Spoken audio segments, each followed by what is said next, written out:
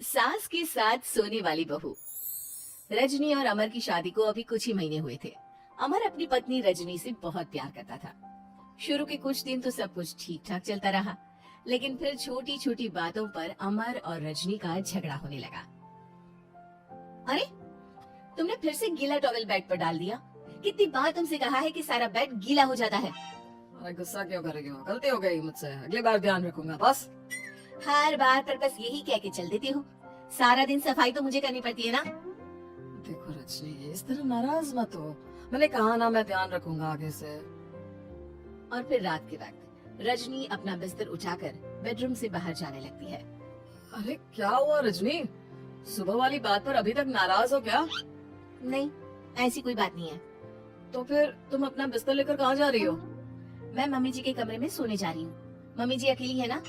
अरे कैसी बात करती हो रजनी? शादी के बाद लड़कियां अपने पति के पास अपने बेडरूम में सोती हैं। सास के पास कौन सोता है? मैंने कहा ना, मेरा मन कर रहा है इसलिए मैं मम्मी जी के पास सोने जा रही हूँ। अरे रजनी, मेरी बात तो सुनो यार। मेरा भी तो मन करता है ना तुमसे प्यार करने का, तुम्हारे साथ रहने का। ऑफिस से थका हारा आया हूँ और तुम मम्मी जी के पास सोने जा रही हो। देखो, मुझे आज अपनी सास के पास सोने का मन है और मैं जा रही हूँ। इतना कहकर रजनी अपनी सास के साथ सोने के लिए उनके कमरे में चली जाती है। रजनी बेटा, तुम यहाँ? मम्मी जी, क्या मैं आपके पास सो सकती हूँ? हाँ हाँ बेटा, क्यों नहीं क्यों नहीं, बिल्कुल सो सकती हो।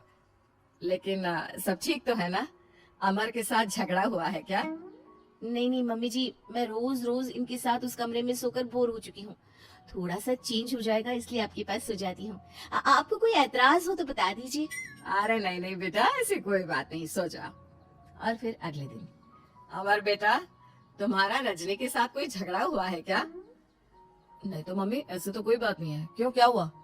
अरे वो कल रात मेरे कमरे में सोने आ गई थी तो मुझे लगा सब ठीक तो है ना बेटा। नहीं मम्मी जी, वो ऐसी बस उसका मन किया होगा। कह रही थी कि मम्मी अकेली है इसलिए आपकी चिंता हो रही थी। पर अगली रात को फिर से रजनी अपना बिस्तर उठाकर सास के कमरे में पहुंच जाती है। रजनी बेटा, आज फिर से मेरे पास सोने आ गई। मम्मी जी, आपको मेरा अपने पास आना अच्छा नहीं लगता? अगर ऐसी बात है तो मैं बाहर ड्राइंग रूम में चली जाती हूँ। अरे नहीं नहीं बेटा, ऐसा कुछ नहीं है। पर अमर अपने कमरे में अकेला होगा ना? अरे तो वो कौन से 6 महीने के छोटे दूध पीते बच्चे हैं, उनको डर थोड़ी ना लगता है। इतने बड़े हो गए हैं, 1-2 दिन अकेले सो लेंगे तो कुछ बिगड़ नहीं जाएगा। और इस तरह फिर तो ये रोज की बात हो गई। रजनी रोज अपना बिस्तर उठाती, अपनी सास के पास आकर सो जाती। सास उससे कुछ इसलिए नहीं कहती है क्योंकि उसे लगता है कि बहू बुरा मान जाएगी। एक दिन सुबह सुबह, माँ मेरे लिए चाय बना दो, ऑफिस जाने का टाइम हो रहा है। अरे बेटा, तो रजनी से क्यों नहीं कह देते? मुझे उससे बात करने का बिल्कुल भी मन नहीं है। अरे आखिर क्या बात है बेटा, तुम इतने उदास क्यों लग रहे हो? देखो ना माँ, आजकल रजनी का बिहेवियर मुझे कुछ समझ में नहीं आ रहा। रोज रात को आपके पास आकर सो जाती है। अगर उसे मेरी परवाह नहीं तो मुझे भी कोई फर्क नहीं पड़ता। अमर गुस्से में ही घर से ऑफिस चला जाता है। ये देखकर सास बहुत दुखी हो जाती है। और फिर अगले दिन, मम्मी जी, मैं आ गई आपके पास सोने। हाँ बहू, सो जाओ। पर वो क्या है ना, आज मेरा पुरानी फिल्में देखने का बड़ा मन कर रहा था। कोई बात नहीं, सो जाओ, मैं पिक्चर देखती रहूंगी। ठीक है मम्मी जी। रजनी की सास तेज आवाज में अपने कमरे में टीवी चलाकर रखती है। इसकी वजह से रजनी को नींद नहीं आती, लेकिन वो पूरी रात करवट बदल बदल कर सोने की कोशिश करती रहती है। सास को लगता है कि अब रजनी उसके कमरे में सोने नहीं आएगी, लेकिन अगली रात फिर रजनी उसके कमरे में सोने के लिए पहुंच जाती है। मम्मी जी, मैं आ गई। अरे बेटा, मुझे लगा कि कल तुम ठीक से सो नहीं पाई थी। जाओ अपने कमरे में आराम से सो जाओ ना बेटा। अरे नहीं मम्मी जी, कोई प्रॉब्लम नहीं है। इतना कहकर रजनी फिर से अपनी सास के कमरे में सो जाती है। आधे घंटे बाद, बेटा जरा मेरे पैरों पर तेल तो लगा दे। ठीक है मम्मी जी। रजनी अपनी सास के पैरों पर तेल लगाकर जैसे ही सोने लगती है, आधे घंटे बाद फिर से, बहू मेरे सर में बहुत दर्द हो रहा है, जरा मेरा सर तो दबा दे। ठीक है मम्मी जी, दबा देती हूँ। बहुत जोर से नींद आ रही है। अपनी सास का सर दबाकर रजनी फिर से सोने की कोशिश करती है, पर आधे घंटे बाद फिर से, अरे बहू, बड़ी जोर से प्यास लगी है बेटा, जरा किचन से पानी तो लेकर आ। अरे मम्मी जी, जैसे ही नींद आने लगती है खुशबू खुशबू आग लेती है। रजनी चुपचाप जाकर किचन से पानी लेकर आती है। इस तरह रजनी की सास पूरी रात हर आधे आधे घंटे पर उसे किसी न किसी बहाने से जगाती रहती है। रजनी परेशान हो जाती है। सास को लगता है कि इस बार वो उसके कमरे में सोने के लिए बिल्कुल नहीं आएगी, लेकिन अगली रात फिर से रजनी वहां पहुंच जाती है। मम्मी जी, आज मैंने आपकी दवाई, पानी सब कुछ लाकर रख दिया है। अब आप प्लीज चुपचाप सो जाइएगा और मुझे भी सोने दीजिएगा। देखिए, 2 रातों से ना मैं सो ही नहीं पाई हूँ।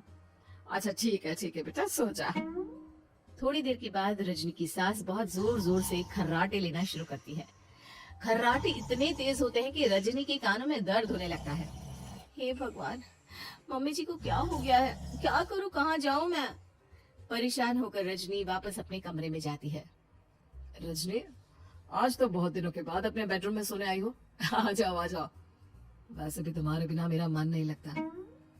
क्या करती, तुम्हारी मम्मी के खर्राटों ने तो मेरी नींद उड़ा कर रखी है। अब मुझे यहीं पर सोना पड़ेगा। अगली सुबह। अरे रजनी बेटा, रात को कहाँ चली गई थी? मैं तुम्हें कितना ढूंढ रही थी। मैं तो डर ही गई थी, मेरी बहू न जाने कहाँ चली गई। कहाँ जाती मम्मी जी, अपने कमरे में गई थी। और आजकल ना आप मुझे जानबूझकर बहुत परेशान करती हैं। अगर मुझसे कोई गलती हो गई हो तो सीधे सीधे क्यों नहीं कह रही हैं? 3 रात हो गई है, मुझे ठीक से नींद भी नहीं आती।